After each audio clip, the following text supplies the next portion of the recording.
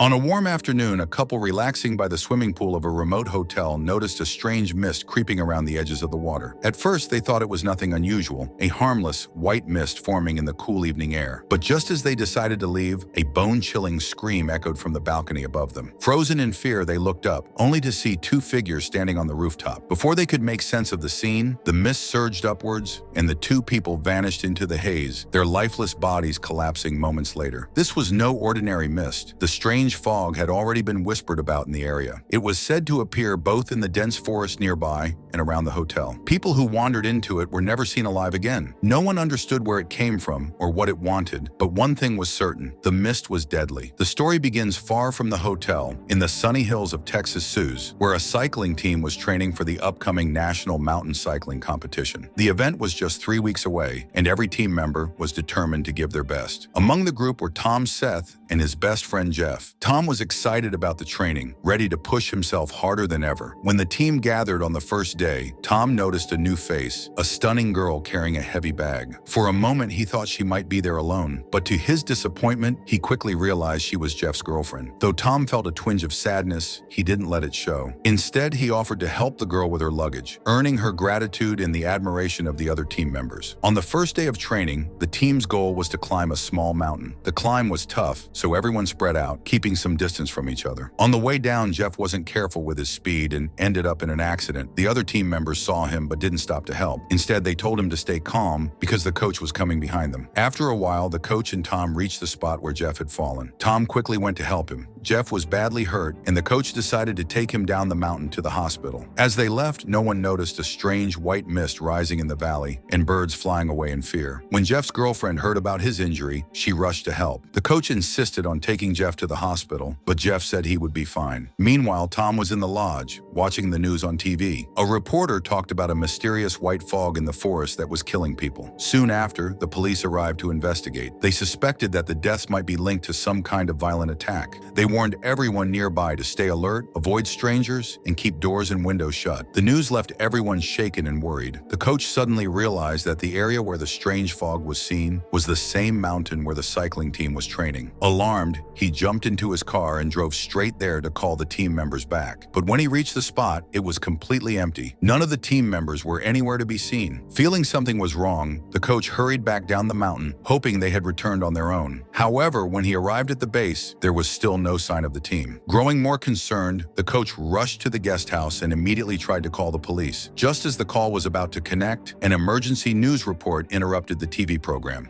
The report revealed that the people who had died in the mountains were infected with a deadly virus. Hearing this, the coach felt a wave of panic. He picked up the phone again to contact the police, but the call failed before it could go through. Suddenly, the ground began to tremble. The shaking was brief but strong enough to rattle the furniture and send a chill down his spine. People inside the guest house were trying to make sense of what was happening when a sudden, loud knock startled them. Tom went to the door and looked out through the small wooden peephole. At first, he saw nothing and thought he might have imagined the noise. But before he could step away, a woman came running toward the door, panic written all over her face. The coach immediately moved to open the door, but Tom and the other team members stopped him. Tom reminded everyone about the news, warning that if the woman was infected, letting her in could put them all in danger. While they argued about whether to open the door, the woman suddenly vanished from sight. Tom cautiously peered outside again, but she was nowhere to be found. Then a noise came from the back of the guest house. When everyone rushed to check, they were shocked to see the woman at the back gate. She was banging on it, desperate to be let in. The coach, moved by her distress, insisted on opening the door. Despite the protests of the others, he unlocked it. As soon as the woman stepped inside, she began coughing violently.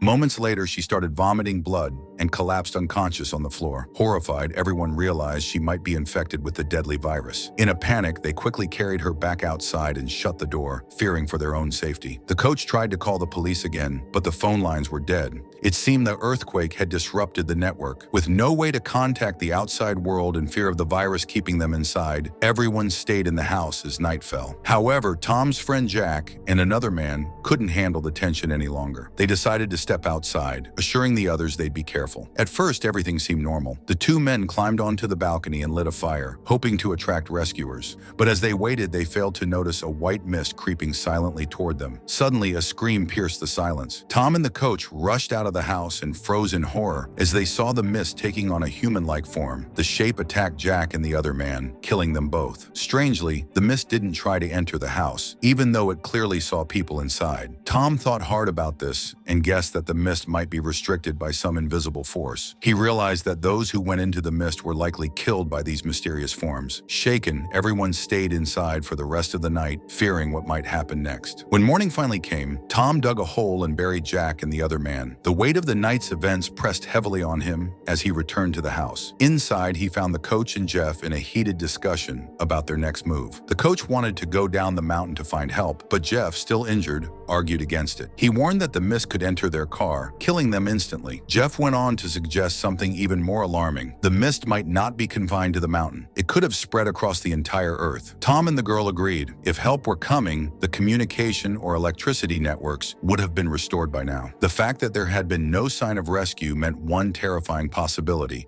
The white mist had likely taken over the entire planet. The four of them waited in the guest house for 2 long weeks, hoping for help to arrive or for some sign of electricity or communication to return. But nothing changed. It seemed Jeff's prediction was right. The mist had likely taken over the entire world. Staying hidden wasn't a solution either. Their food supplies were almost gone, and Jeff's injury had worsened. If he didn't get proper treatment soon, he wouldn't survive much longer. After much debate, the coach decided they couldn't wait any longer. He recalled a house located a short distance from the guest house. Perhaps they could find food and medicine there. Late at night, he and Tom ventured down the mountain, using the cover of darkness to avoid the mist. After walking for some time, they reached the house. It was completely dark, with no sign of life. It seemed likely that the residents had succumbed to the disaster. Inside, the house felt abandoned and eerie, but Tom managed to find some food in the fridge. As they packed what they could carry, a sudden noise startled them. A man appeared behind them, armed and angry, mistaking them for thieves. The coach tried to explain their situation, but the man wasn't willing to listen.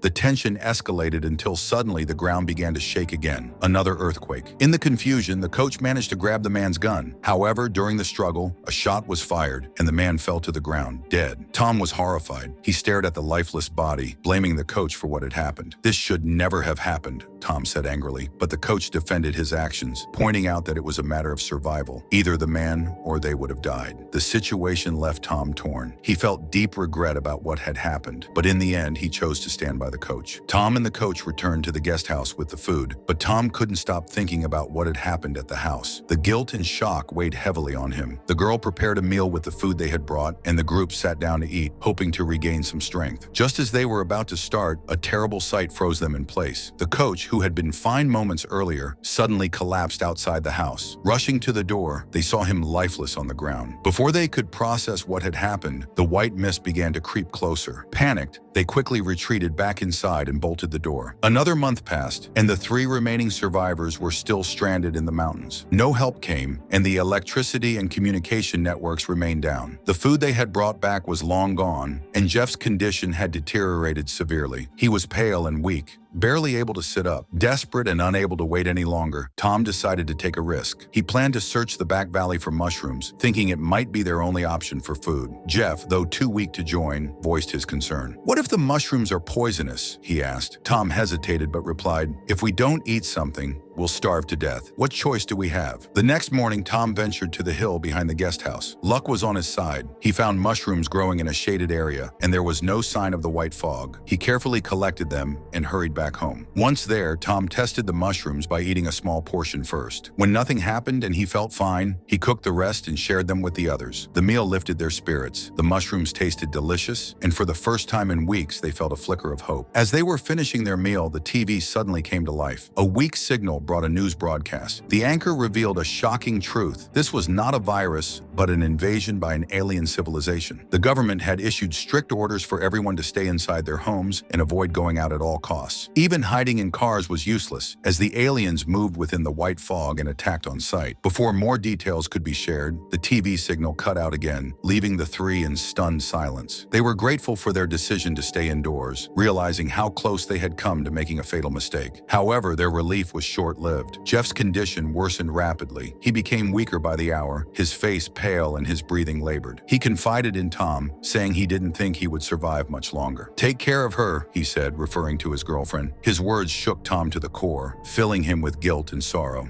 Desperate to help, Tom suggested a risky plan. "What if we get in the car and drive down the mountain as fast as we can? If we move quickly enough, maybe the fog won't be able to catch up." Jeff shook his head weakly. "No, Tom, it's too dangerous. Even if we manage to avoid the fog, there's no guarantee the city is safe, or that there's even a doctor there to help. It's not worth the risk." Tom kept trying to convince Jeff to agree to his plan, but Jeff eventually fell unconscious. Panicked, Tom carried him to his room and laid him on the bed. Despite their efforts, Jeff took his final breath in front of Tom and the girl. The loss of his friend left Tom devastated, weighed down by grief and guilt. 3 months passed without any help arriving or the signal returning. The mushrooms Tom found on the mountains became their only lifeline, keeping him and the girl from starving. During this time, they grew closer, finding comfort in each other amidst the crushing loneliness and fear. One night, overwhelmed by their shared sadness and isolation, they found themselves drawn to each other. Seeking solace, they stayed close by the swimming pool, but their brief moment of connection was interrupted when they noticed the white mist creeping silently behind them. Before they could react, a bright light suddenly shone down on them. Tom instinctively hugged the girl, believing the end had come. He closed his eyes, ready to accept his fate, but to his surprise, the light vanished as quickly as it had appeared. As the light disappeared, a chilling memory surfaced in Tom's mind. On the day of Jeff's accident, Tom had deliberately caused Jeff to fall from his bike. His intention had been to ensure Jeff couldn't compete in the race, but he had never anticipated the events that would follow: the alien attack and the deadly mist. The memory gnawed at him, and he realized that everything might have unfolded differently had he not set those events in motion. Tom began to suspect that the aliens weren't trying to kill them after all, or at least not without reason. The mist seemed to act in deliberate, calculated ways. Perhaps it wasn't entirely hostile. With this in mind, Tom decided it was time to stop waiting and take a chance. He and the girl packed up their belongings, leaving behind the guest house that had been their refuge for so long. The movie ends on this hopeful note, leaving viewers with a sense of triumph and resilience. Don't forget to subscribe for more thrilling stories like this. Thank you for watching.